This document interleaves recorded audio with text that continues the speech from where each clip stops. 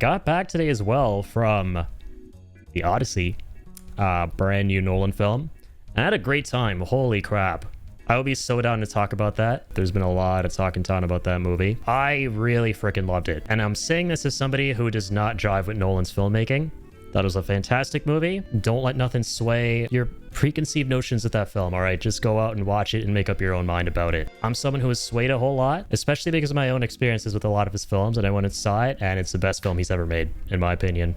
So, just gonna put it that way. And dude, look at that. I got a cool-ass poster back there. They were heading out free posters for people who went for the first screening in my area. If you guys have any interest in watching this film, you're looking forward to it, please do yourself a favor and go watch it in IMAX. All right, better yet, 70mm if there's a theater near you playing it in 70mm. I have booked tickets to go watch it again with my dad and my brother, and we'll be watching it in 70mm. I could not fucking believe how much I love this movie. And again, I say this as somebody who is admittedly no fan of Nolan. His filmmaking has just never jived with me.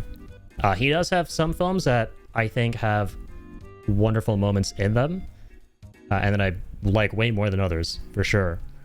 But as a whole, they've never really been anything too special for me. And like, you know, movies and art as a whole is subjective. That being said, Nolan's films, even though they've really been, you know, home runners for so many other folks, unanimously, right? They've never really done it for me. Like, I remember a couple years ago when Oppenheimer came out, everyone and their mothers were singing that movie's praises until the cows came home, but I just could not, just wasn't for me. Wasn't a fan of that film. But man, Odyssey, oh fucking boy. I wrote a letterbox review and I was like, all right, Nolan, I see you. That's like a 5 for me. And I put it over above Obsession, which I didn't think I ever would for this year. I love that movie. And these are both 5-star films, and I would actually put this movie above that.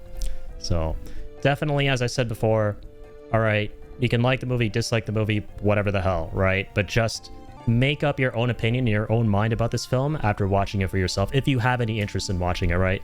Please do not let what the internet is saying sway your opinion and perception of this film. It's top 3 theater experiences of all time for me, next to The Batman, which remains my favorite experience of watching a film in the theater, but this is up there with it. And when I go see this in 70mm, it might actually just be the best of all time. Now that I'm basically the Thanos meme of how he's like, perhaps I treated you too harshly with Christopher Nolan, I'm willing to go back and watch some of his other movies to see if maybe, as a whole, my mindset has shifted towards his filmmaking.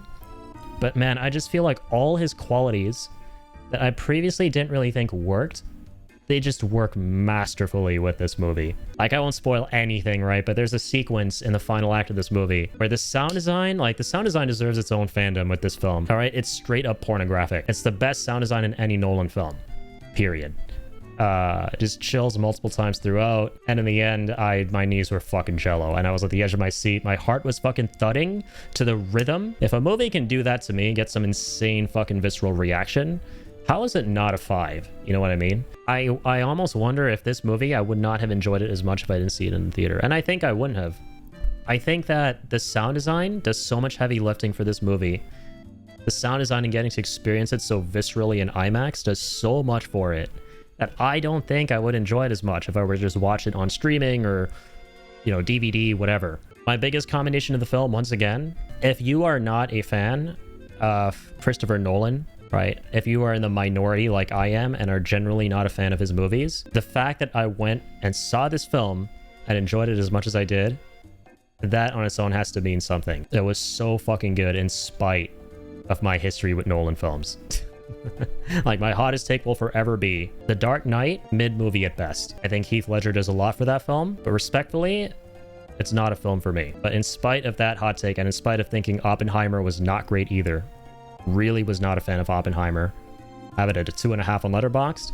This mother flipper right here just gave the Odyssey a 5 out of 5.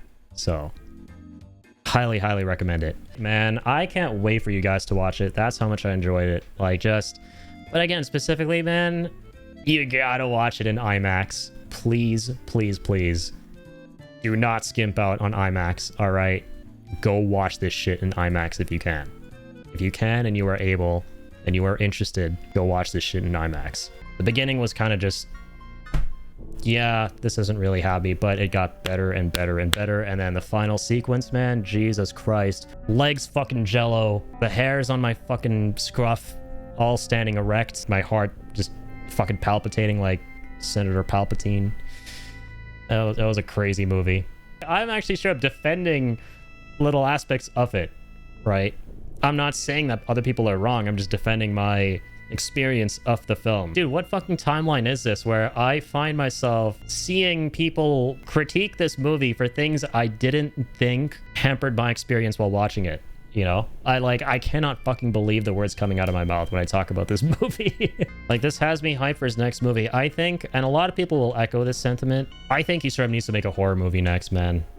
I think that's what needs to happen. Come on, man. Nolan, we have a good thing going now with Odyssey. Don't let me down. This is like a massive fucking Nolan comeback for me personally. He could actually become my GOAT if he just plays his cards right. All right, just capitalize off of the best shit in this film. Some of the best stuff, which were like the most thrilling, horror-inducing set pieces. All right, Nolan. I finally see you, mate. I finally see you, Nolan. My shade's off to you.